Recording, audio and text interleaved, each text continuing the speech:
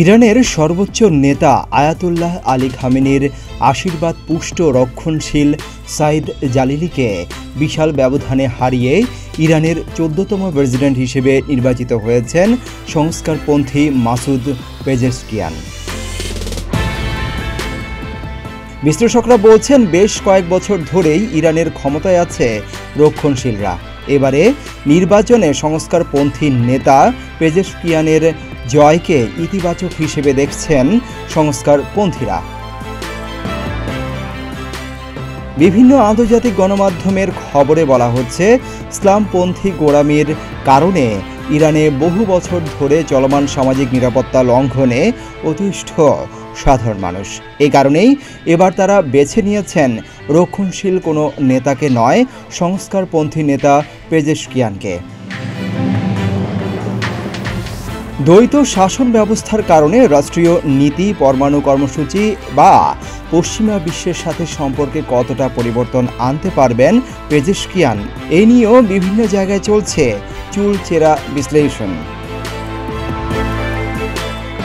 তবে রাজনৈতিক বিশ্লেষকরা বলছেন, ইরান ১৯৭৯ সালের বিপ্লবের পর থেকে যে নীতিতে রাষ্ট্র পরিচালনা করছে তাতে নতুন প্রেসিডেন্ট এলেও দেশটির পররাষ্ট্র নীতিতে তেমন উল্লেখযোগ্য পরিবর্তন না হওয়ার সম্ভাবনাই বেশি, কারণ সরকারের কার্যক্রম পরিচালনার দায়িত্ব থাকে দেশটির সর্বোচ্চ ধর্মীয় নেতা আয়াতুল্লাহ আলী খামেনির ওপর।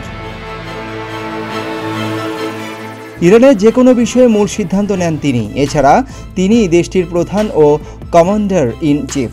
দেশটির সরকারি পুলিশ ও নীতি পুলিশের কর্তৃত্ব খামেনির হাতে। ইসলামিক রেভলিউশন গার্ড কর্পসের নিয়ন্ত্রণও আয়াতুল্লাহ আল খামেনির হাতে। যদিও মাসুদ পেজেশকিয়ান বরাবরই ইরানের বেশ কিছু নীতি পরিবর্তনের পক্ষে কথা বলেছেন, তারপরও আদৌ সেগুলো বাস্তবায়ন করতে পারবেন কিনা তা নিয়ে সন্দেহ আছে অনেকের। ইব্রাহিম রাইসির চেয়ে নীতিগত অবস্থানে ভিন্নতা থাকলেও ইরানের নতুন প্রেসিডেন্টকে পশ্চিমা বিশ্বের কোনো দেশ কি স্বাগত জানাবে, এমন প্রশ্ন রয়েছে।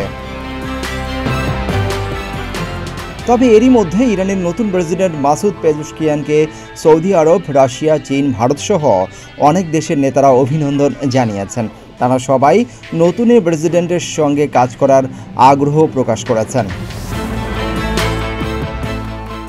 ২৮ জুন ইরানের প্রেসিডেন্ট নির্বাচনের প্রথম পর্যায়ের ভোট গ্রহণ অনুষ্ঠিত হয়। ৪ প্রার্থীর কেউই ৫০% ভোট না পাওয়ায় শুক্রবার দ্বিতীয় দফায় ভোট অনুষ্ঠিত হয়। এতে প্রতিদ্বন্দ্বিতা করেন প্রধান দুই প্রার্থী, ইরানের সর্বোচ্চ নেতা খামেনির ঘনিষ্ঠ সাইদ জালিলি এবং সংস্কারপন্থী প্রার্থী মাসুদ পেজেশকিয়ান।